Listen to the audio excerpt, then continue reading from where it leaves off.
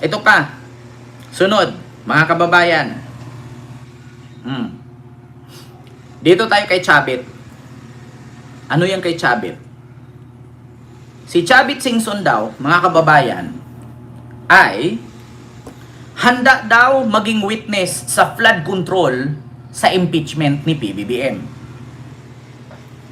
'Di ba? Handa daw si Chavit na maging witness sa nakawan sa flood control. Ito pakinggan nyo mga kababayan, ako manggagalaiti kayo ngayon. Magagalit kayo bukod kay Robin, magagalit kayo kay Chavit. Hindi ko ibig sabihin na... Pakinggan ninyo si Chavit Ito. Asan si Chavit? Chavit, magsalita ka na Chavit. Kanina pa kita hinahanap. Ito. Pag natanggap yung final, makaka-witness ako sa mga Goose Project and mga project na yung siya mismo ni Presidente, mga guli-guli, mga palpak. Doon para sa Ilocos Norte nandun Wala kami makitang matino na project. Palpak lahat and Ghost Project. Meaning Ghost Project and a substandard project. Pag natanggap yung final, makaka-witness ako sa mga Ghost Project and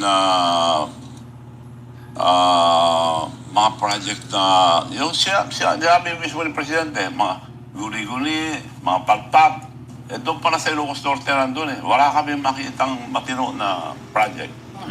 Palpak. So, kung matanggap daw ang impeachment, na ang sabi nga ni Jinky Luistro kanina, wala na daw, hindi na pwede.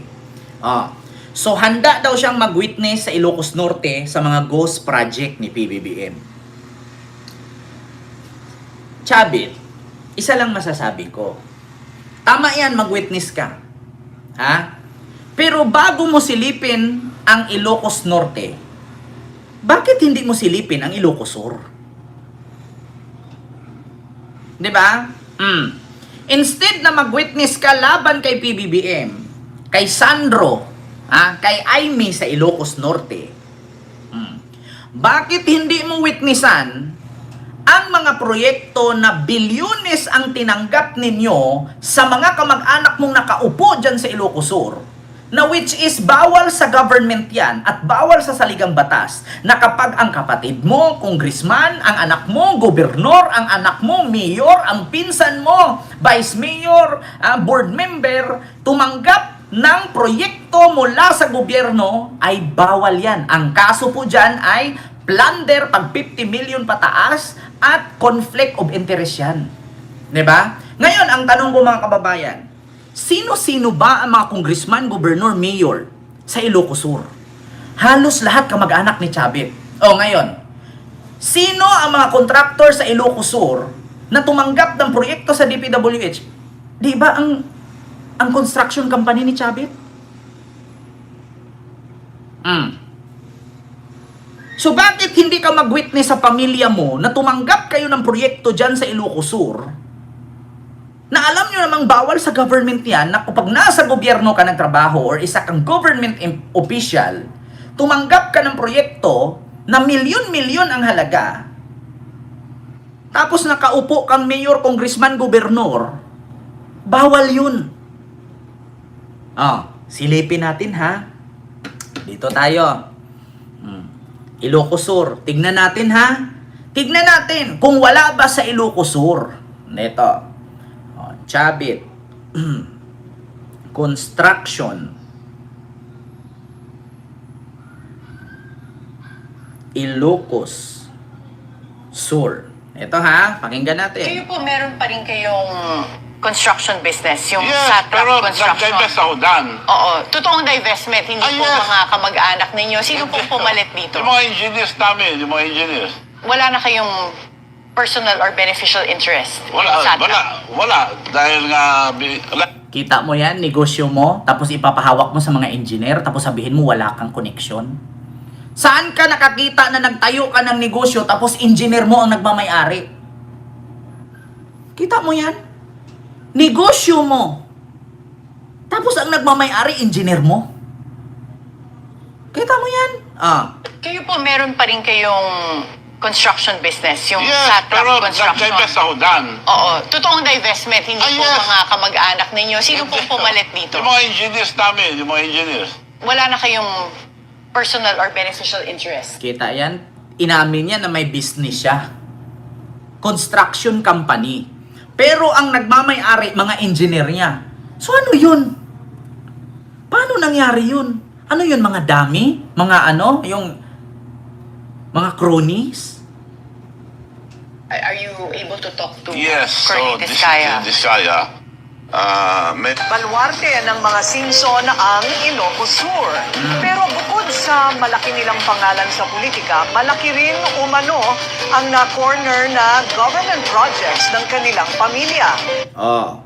Bukod sa malaki ang pamilya nila, malaki din ang na-corner na government project ng kanyang pamilya. Ibabalita ba ng Billionaire News Channel to kung mali ang pagkakuha nila? Biruin mo yun oh. Baluarte ng mga Simpson ang Ilocos Sur. Pero bukod sa malaki nilang pangalan sa politika, malaki rin umano ang na-corner na government projects ng kanilang pamilya. Isa ang Ilocos Region sa maituturing na land of mega dynasties, ayon sa isang report ng Philippine Center for Investigative Journalism o PCIJ. Sa Ilocos Sur, dominated ng pamilyang Singson ang malaking parte ng probinsya sa pamumuno ng kanilang patriarch na si former Governor Luis Chavit Singson. Sa kasalukuyan, nakaupong gobernador ang kapatid ni Manong Chavit na si Jerry Singson at Vice Governor naman ang anak niyang si Ryan. Nakaupo naman bilang First District Representative ang isa pang anak ni Chavit na si Ronald Singson at ang pinsan nitong si Christine Singson. Oh. Bukod pa yan sa mahigit 10 local positions na hawak ng mga Singson sa buong probinsya. Kilalang businessman si Manong Chavit kahit bago pa man ito sumali sa politika. Kasalukuyan niyang pinamumunuan ang Luis Chavit Singson o LCS Group of Companies na may 12 kumpanya ayon sa website nito. Kabilang ng isang power corporation, isang mining corporation at isang airline operations company. Hindi pa kabilang dyan ang Partas Bus Lines na pagmamayari rin ng dating gobernador.